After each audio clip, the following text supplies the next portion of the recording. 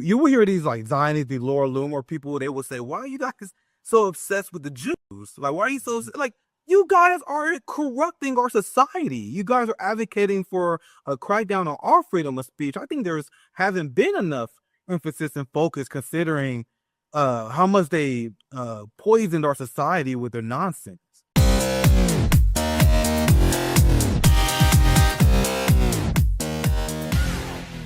Last week you hit a tweet. What was it when Israel was getting bombed by Iran? It was like what was it, the superhero smiling? It had almost like 1 million likes.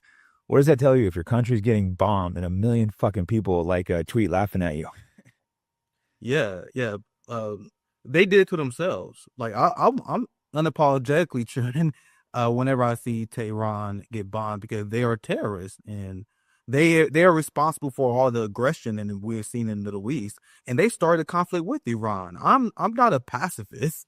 Like I believe in fighting against evil in this world. So when I see Israel get what they deserve, I'm more than happy by that. And you can see by the global reaction. But a lot of people in the West, they're shocked because the global majority, they always been against Israel. The United States, they blate. They're just now catching up to the fact.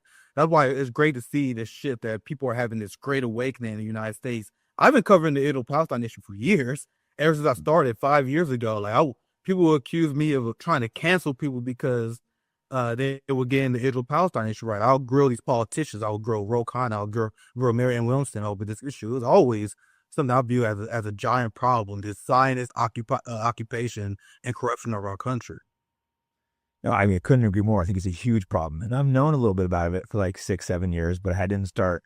It was after October 7th. I really just said, you know what? I got to speak up for what's right. I knew my audience didn't like it. I lost, a lot of followers that day, but I had to speak what's true. So to me, I don't like, if I believe something strong, I'm going to go against my audience. Sometimes I won't like the smallest things. It's not worth, tweeting about, pissing my audience off. But if I believe strong about something, I'm going to lose a lot of followers. And I knew Israel was not the good guys, It's like, I wasn't like celebrating October 7th, but I understood what happened.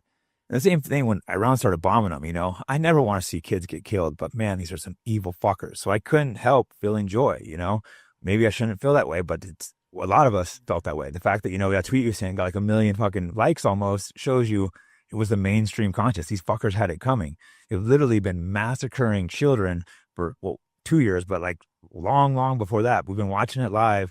And I think I saw somewhere I was watching, you mentioned you've seen these Telegram channels that they have, these really Telegram channels. They go on there laughing at kids.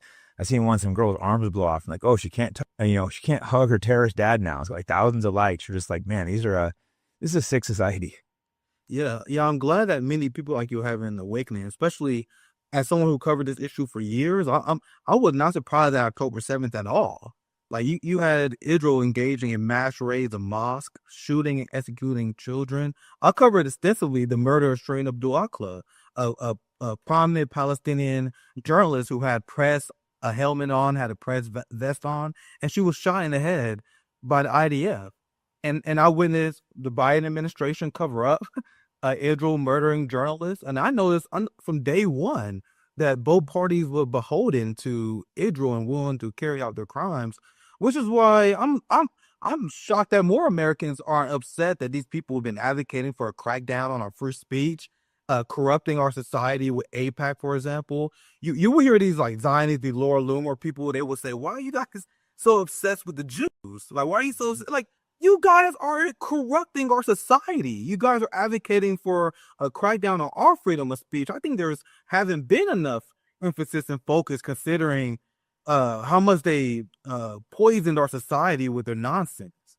Exactly. I'm obsessed with the fucking Jews because they're controlling my country and they're using my money to do a fucking genocide on, children. So yeah, I'm fucking obsessed with them. They're trying to get me banned with ADL. They probably go after you too. They try to get me banned. They got me, surprisingly, we're not banned because there's such a pushback of the whole conscious. Like we've done a lot to change the conscious. Towards the left, it was already kind of pro-Palestine, but the right wasn't. And I think you can really see the right's like split in half now, which it's, a lot of them are still pro-Israel, but the fact that it's split, is a good sign. And if Trump would turn on him, that would really, because he has his cult following, like I think I'm not sure your opinion on him. I'm mixed on Trump. Some things I like about him, some things I don't, but his following is a fucking cult. I mean, whatever he says, they copy. Like the following the other day, I think I saw you making fun of it on Twitter too. He goes and starts a war with Iran, bombs them, and then he goes and does a ceasefire and acts like he did some fucking big peace deal. It's like, bitch, you're the one that just started this war. Now you're like, and all the guys are like, oh, look at this amazing move by Trump. It's like, this